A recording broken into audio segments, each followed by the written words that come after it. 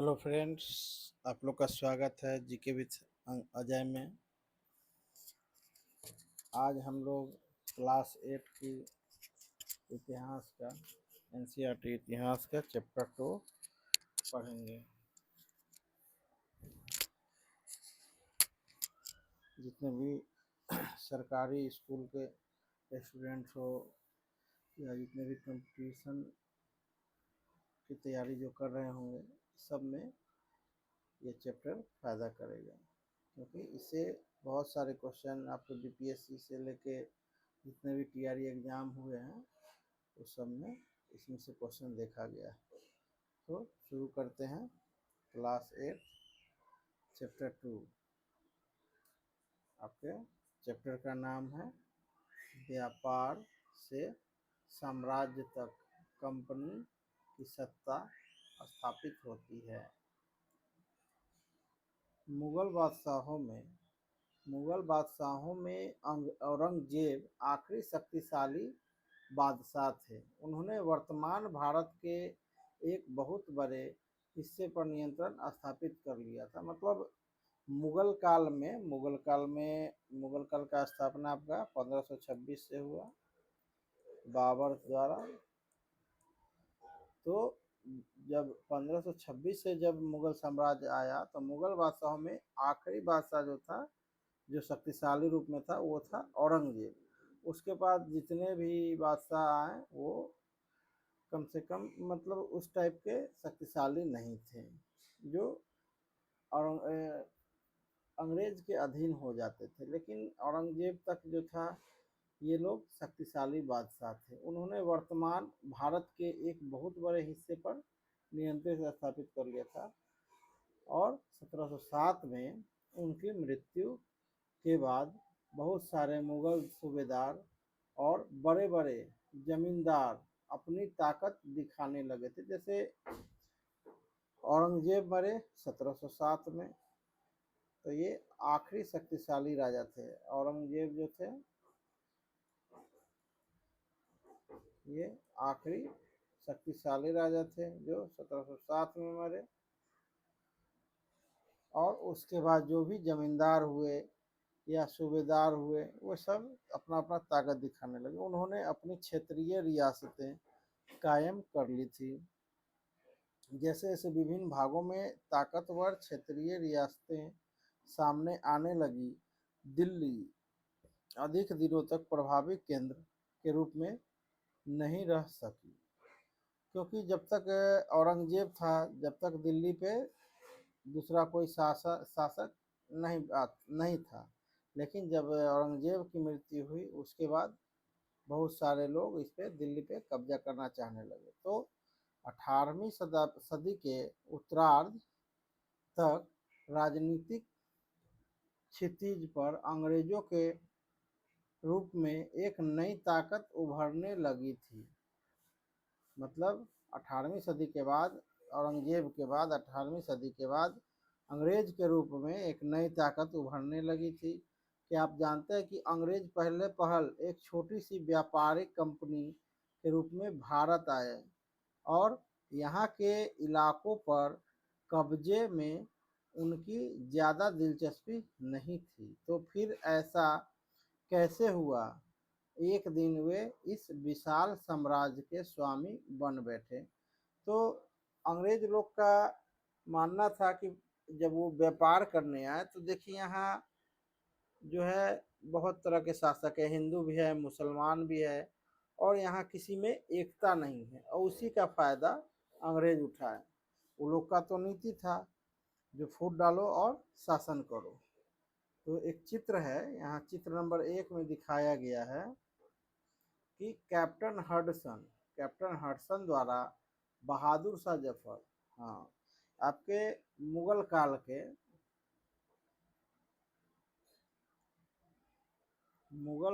के आखिरी शासक कौन थे? बहादुर शाह जफर,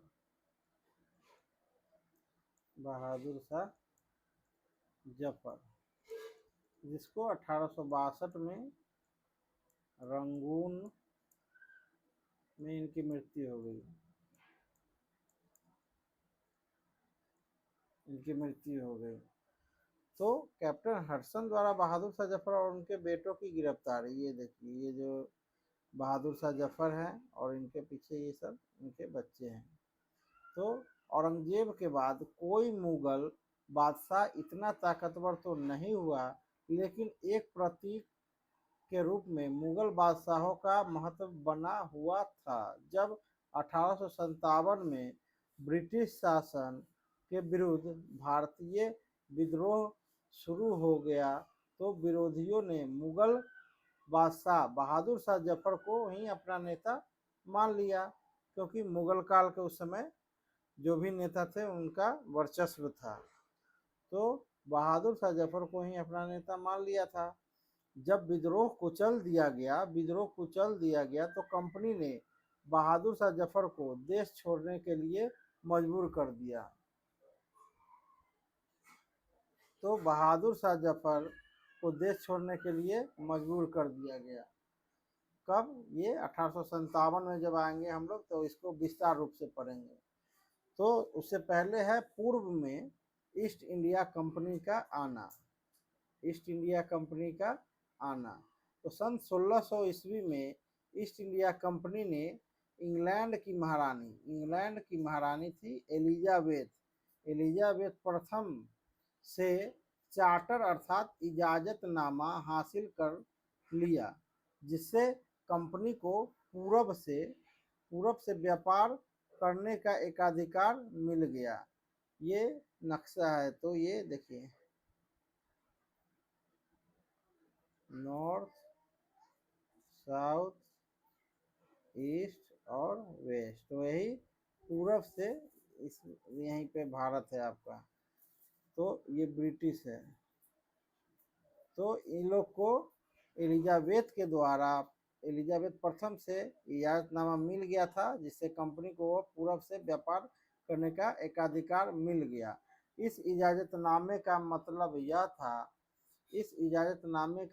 यह था कि इंग्लैंड की कोई और व्यापारिक कंपनी इंग्लैंड जो था देश, इसकी कोई और व्यापारिक कंपनी इस इलाके में ईस्ट इंडिया कंपनी से होड़ नहीं कर सकती, मतलब इससे कंपटीशन में नहीं उतर सकती। इस चार्टर के सहारे कंपनी जो था समुद्र पार जाकर नए इलाके को खंगाल सकती थी। मतलब ये पूर्व में जितना भी जगह है, जैसे पूर्व में ये देखिए आपका भारत हुआ, भारत में ये आपका कलकत्ता है, मद्रास है, तो इधर जितना भी समुद्री इलाका है तो कहीं जाके कुछ भी खंगाल सकता था।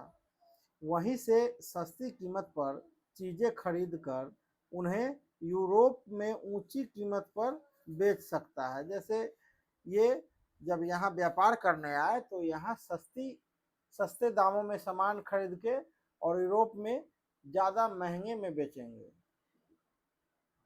कंपनी को दूसरे अंग्रेज व्यापारिक कंपनियों से प्रतिस्पर्धा मतलब कंपटीशन का कोई भय नहीं था। उस जमाने में वाणिज्यिक कंपनियां मोटे तौर पर प्रतिस्पर्धा से बचकर ही मुनाफा कमा सकती थी। तो वाणिज्यिक मतलब क्या है? एक ऐसा व्यावसायिक उद्यम जिसमें चीजों को सस्ती कीमत पर खरीद कर और ज्यादा कीमत पर बेचकर, यानी मुख्य रूप से व्यापार के जरिए मुनाफा कमाया जाता है। जैसे यहाँ से कोई सामान 10 रुपये खरीदा और जाके 50 रुपया में यूरोप में बेच दिया, तो ये 5 गुना मुनाफा हुआ। तो यही है वाणिज्यिक।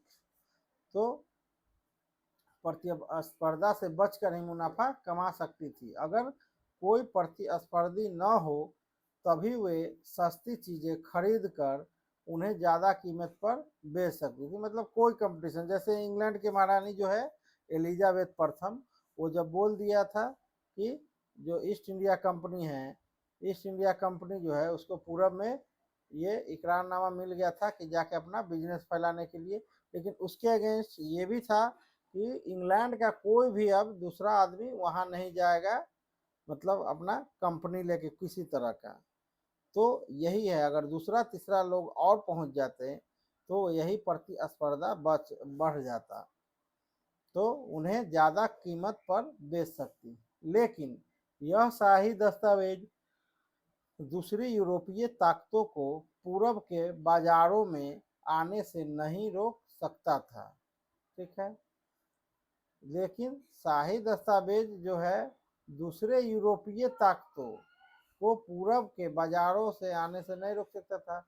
जब तक इंग्लैंड के जहाज अफ्रीका के पश्चिम तक तट को छूते हुए केप ऑफ गुड होप का चक्कर लगाकर हिंद महासागर पार करते, तब तक पुर्तगालियों ने हिंद महासागर पार करते, तब तक पुर्तगालियों ने भारत के पश्चिमी तट पर अपनी उपस्थिति दर्ज करा दी। जैसे ये हो गया भारत का पश्चिमी तट,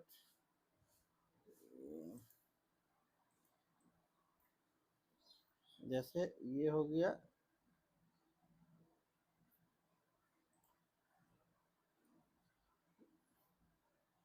जैसे ये हो गया आपका भारत का पश्चिमी तट। तो यहाँ से वो यहाँ केरल पे आके केरल के काली कट पे आपका उपस्थिति दर्ज करा लिया कौन, पुर्तगाली। तो वे गोवा में अपना ठिकाना बना चुके थे। पुर्तगाली जो थे गोवा में अपना ठिकाना बना चुके थे। पुर्तगाल के खोजी यात्री वास्को द गामा ने ही 1498 में पहली बार भारत तक पहुंचने के इस समुद्री मार्ग का पता लगाया था। अब इससे क्या पता चला कि भारत का खोज जो हम लोग पढ़ते हैं वो 1498 में किसने किया, तो वास्को डी गामा ने। तो वास्को डी गामा, यहाँ से दो तीन सवाल बनेगा। जब वास्को द गामा कहाँ के थे, तो पुर्तगाल से आए थे। वे कब भारत की खोज की, तो 1498 में। वास्को दी गामा का वो लोग अपना ठिकाना कहाँ बनाए, तो गोवा में अपना ठिकाना बनाए। तो इसमें हो गया भारत की खोज वास्को वास्को द गामा। और भारत की खोज कब हुई,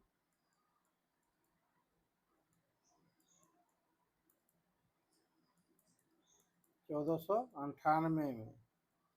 तो वास्को डी गामा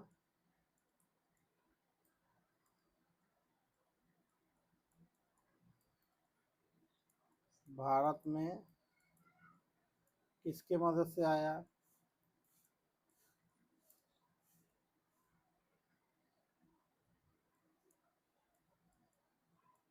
तो अबुल मजीद। यह एक नाव चलाते थे।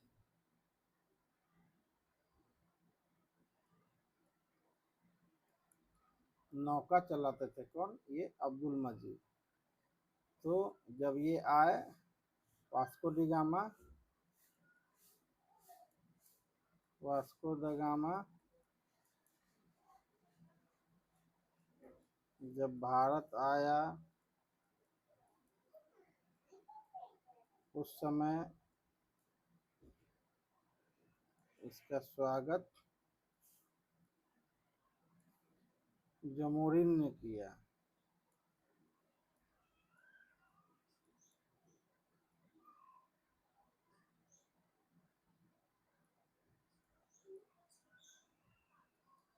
वास्को द गामा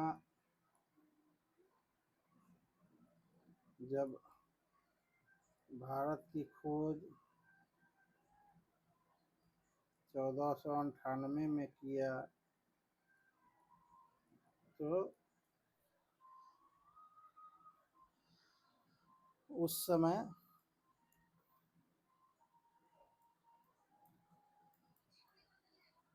दिल्ली का शासक सिकंदर लोदी था।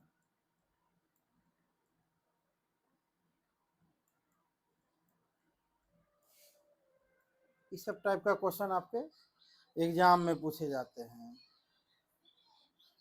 और बिहार बोर्ड में भी के लोग बच्चे भी अगर जानकारी हासिल करते हैं तो फ्यूचर में इन लोग को कंपटीशन में उतना दिक्कत नहीं होगा।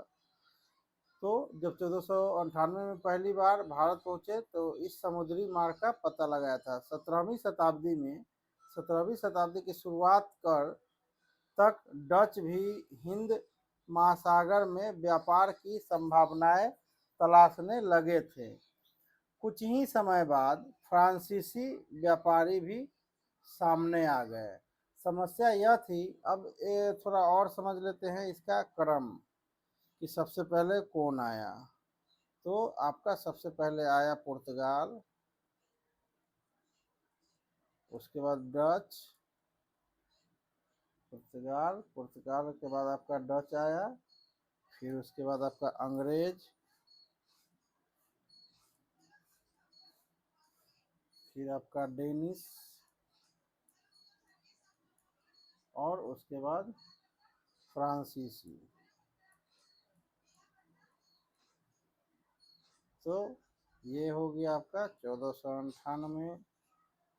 उसके बाद डच आपका आया 1602 में, अंग्रेज आया 1600 में। लेकिन ये जो है 1608 में सूरत में इसका कारखाना बैठा था।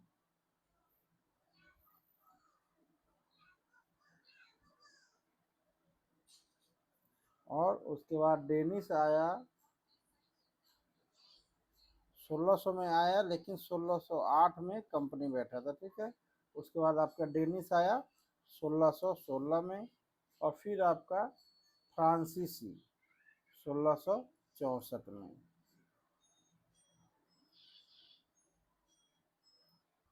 अब आगे देखते हैं। समस्या यह थी कि सारी कंपनियां एक जैसी चीजें ही खरीदना चाहती थी। यूरोप के बाजार में भारत के बने बारीक सूती कपड़े और रेशम की जबरदस्त मांग थी। सूती कपड़े और रेशम की जबरदस्त मांग थी कहाँ? यूरोप के बाजार में। इसके अलावा काली मिर्च, लौंग, इलायची और दालचीनी का भी जबरदस्त मांग रहता था। यूरोपीय कंपनियां के बीच इस बढ़ती प्रतिस्पर्धा से भारतीय बाजारों में इन चीज़ों की कीमतें बढ़ने लगी और उनसे मिलने वाला मुनाफा गिरने लगा। अब इन व्यापारिक कंपनियों के फलने फूलने का यही एक रास्ता था कि वो अपनी प्रतिस्पर्धा कंपनियों को खत्म करे। अब जैसे भारत में पहले सिर्फ आपका कौन आया था? पुर्तगाल। पुर्तगाल आया, तो पुर्तगाल आया तो इसको उस समय 26 गुना मुनाफा होता था।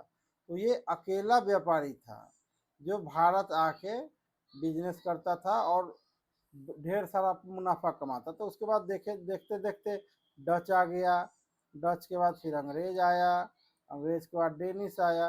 तो अब कंपटीशन इन लोग में बढ़ गया था, जिसके कारण भारत में भी जितने भी व्यापारी थे ये लोग अपना कीमतें जो है बढ़ाने लगे थे। तो अब एक तरह से प्रतिस्पर्धा यानी कंपटीशन बढ़ गया कंपनियों को।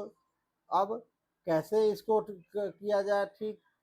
अब लोग का रास्ता ही यही था, फलने फूलने का रास्ता भी यही था कि कंपनी से सामान खरीदे यहाँ से भारत से और यूरोप जाके ज़्यादा महंगा में बेचे। लिहाजा बाजारों पर कब्जे की इस होड़ ने व्यापारिक कंपनियों के बीच लड़ाइयों का शुरुआत कर दिया। 17वीं और 18वीं सदी में जब भी मौका मिलता, कोई सी एक कंपनी किसी दूसरी कंपनी के जहाज डुबो देती, रास्ते में रुकावटें खड़ी कर देती और माल से लदे जहाजों को आगे बढ़ने से रोकता था। यह व्यापार हथियारों की मदद से चल रहा था। जिसके पास हथियार है वो अभी के समय में जिसके पास हथियार है, जैसे आपके पास हथियार है तो आप किसी से भी कोई काम करा सकते हैं। तो वही बात है, लेकिन वो हम लोग को काम करना नहीं है, बस हम लोग को पढ़ के अच्छे से हर चीज़ करना है। तो यह व्यापार हथियारों के मदद से चल रहा था और व्यापारिक चौकियों को किलेबंदी के जरिए सुरक्षित रखा जाता था। अपनी बस्तियों को किलेबंद करने और व्यापार में मुनाफा कमाने की इन कोशिशों के कारण स्थानीय शासकों से भी टकराव होने लगा। वही टकराव हुआ जब सिराजुद्दौला से इन लोग का भिड़ंत हुआ अंग्रेज का। कब? तो प्लासी के युद्ध में, जो हम लोग आगे पढ़ेंगे। तो इस प्रकार व्यापार और राजनीति को एक दूसरे से अलग रखना कंपनी के लिए मुश्किल होता जा रहा था। आइए देखें, अब आगे देखते हैं। English East India company Bengal में व्यापार शुरू करती है। ईस्ट इंडिया कंपनी बंगाल में व्यापार शुरू करती है। तो पहली इंग्लिश फैक्ट्री, देखिए एक क्वेश्चन आपका ये भी बन गया। पहली इंग्लिश फैक्ट्री 1651 में हुगली नदी के किनारे शुरू हुई। कंपनी के व्यापारी यहाँ से अपना काम चलाते थे। कंपनी के व्यापारी कहाँ से काम चलाते थे? तो इंग्लिश फैक्ट्री जो 1651 में हुगली नदी के किनारे बसी थी। इन व्यापारियों को उस जमाने में फैक्टर कहा जाता था। अब देखिए, इसमें आपका पहला हो गया 1651 में 1651 में इंग्लिश फैक्ट्री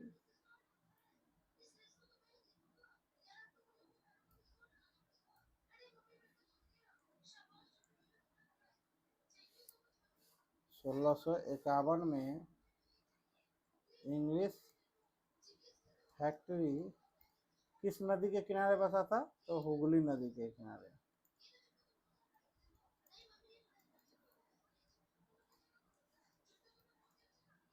हुगली नदी के किनारे बसा। और दूसरा है, जो भी व्यापारी थे उस समय अंग्रेज के समय व्यापारियों को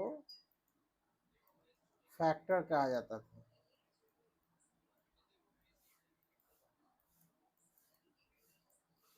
ठीक है।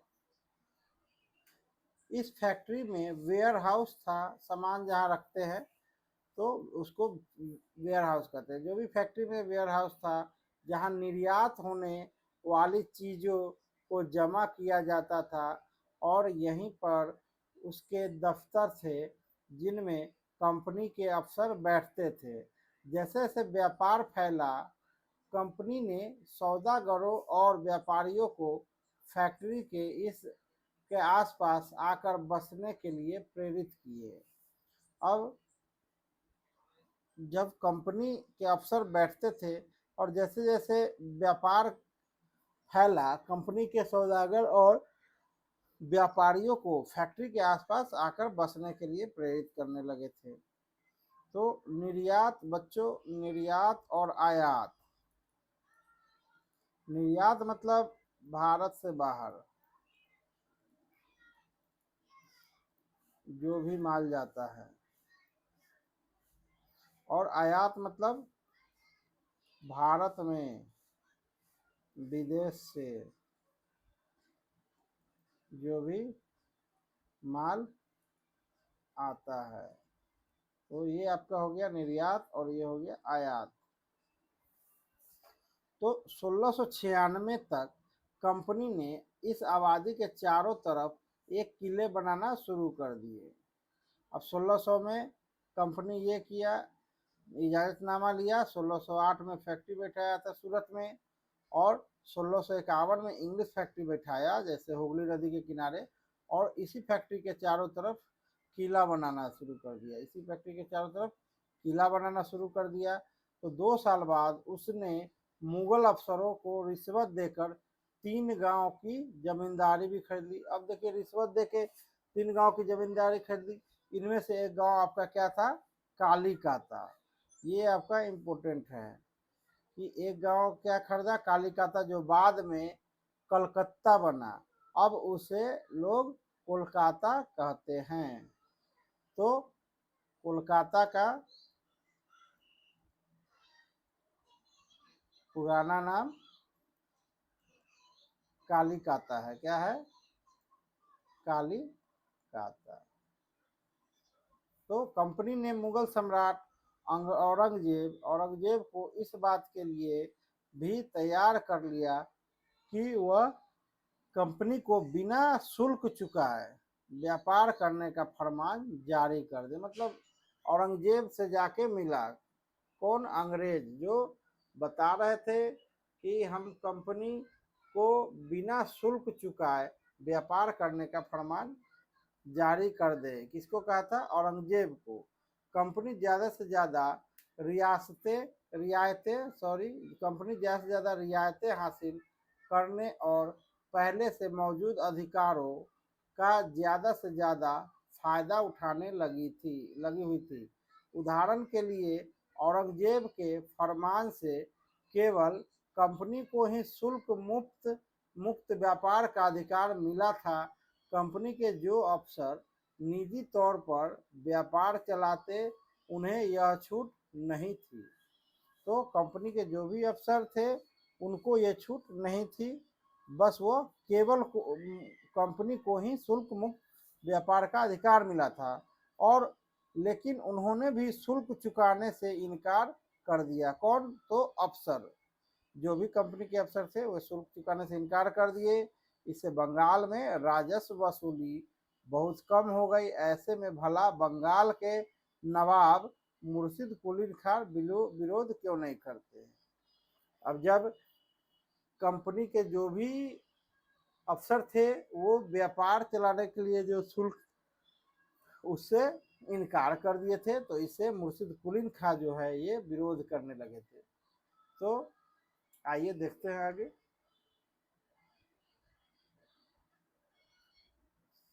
अब व्यापार से युद्ध तक, 18वीं सदी की शुरुआत में कंपनी और बंगाल के नवाबों के बीच टकराव काफी बढ़ गया था। औरंगजेब की मृत्यु 1707 में हुआ था। औरंगजेब की मृत्यु के बाद बंगाल के नवाब अपनी ताकत दिखाने लगे थे। उस समय दूसरी क्षेत्रीय ताकतों की स्थिति भी ऐसी ही थी। मुर्शिद कुली खां के बाद अलीवर्दी खां आया। देखिए, पहले आया मुर्शिद कुली खां,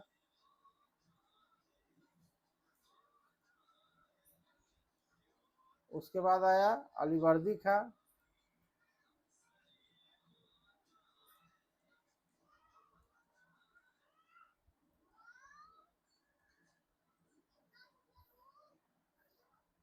और उसके बाद सिराजुद्दौला। इसके बाद आया था मीर कासिम, मीर जाफर, इसके बाद मीर जाफर, फिर इसके बाद मीर कासिम, फिर इसके बाद आया था आपका मीर जाफर। इसके बाद मीर जाफर का मृत्यु 1765 में हो गया था, जो हम लोग आगे पढ़ेंगे। तो अलीवर्दी खां, उसके बाद सिराजुद्दौला बंगाल के नवाब बने। और ये सभी शक्तिशाली शासक थे। उन्होंने कंपनी को रियायतें देने से मना कर दिया। व्यापार का अधिकार देने के बदले कंपनी से नजराने मांगे। मतलब व्यापार का अधिकार देने के बदले कंपनी से नजराने मांगे, उसे सिक्के ढालने का अधिकार नहीं दिया और उसकी किलाबंदी को बढ़ाने से रोक लगा दिया। कौन? सिराजुद्दौला। कंपनी पर धोखाधड़ी का आरोप लगाते हुए उन्हें दलील दी कि उसकी वजह से बंगाल सरकार की राजस्व वसूली कम होती जा रही है। ये तो होगा ही, क्योंकि कंपनी को नहीं देना था राजस्व, और जो राजस्व नहीं देना था, तो कंपनी के जो भी अफसर थे, वो भी मतलब शुल्क देने से इनकार कर गए थे। तो ऐसे में बंगाल सरकार के राजस्व वसूली कम हो ही जाएगी। और उसके बाद नवाबों की ताकत कमजोर पड़ रही है। कंपनी जो है टैक्स चुकाने को तैयार नहीं थी। उसके अफसरों ने अपमानजनक चिट्ठियां लिखी और नवाबों और उनके अधिकारियों को अपमानित करने का प्रयास किया। कंपनी का कहना था कि स्थानीय अधिकारियों की बेतुकी मांगों से कंपनी का व्यापार तबाह हो रहा है और व्यापार तभी फल फूल सकता है जब सरकार शुल्क हटा ले।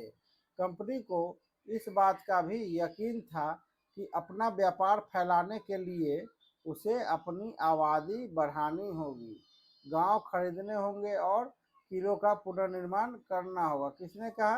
कंपनी ने कहा। ये टकराव दिनों दिन गंभीर होते गए। अंततः इन टकरावों की परिणति प्लासी के युद्ध के रूप में हुई। कठपुतली। तो कठपुतली क्या है? तो यह एक खिलौना होता है जिसे आप धागों के सहारे अपने हिसाब से नचाते हैं। जो व्यक्ति किसी और के इशारे पर चलता है उसे भी मजाक उड़ाने के लिए अक्सर कठपुतली कहा जाता है। तो कठपुतली का जिक्र हो रहा है मीर जाफर को लेके, जिसको रॉबर्ट क्लाइव ने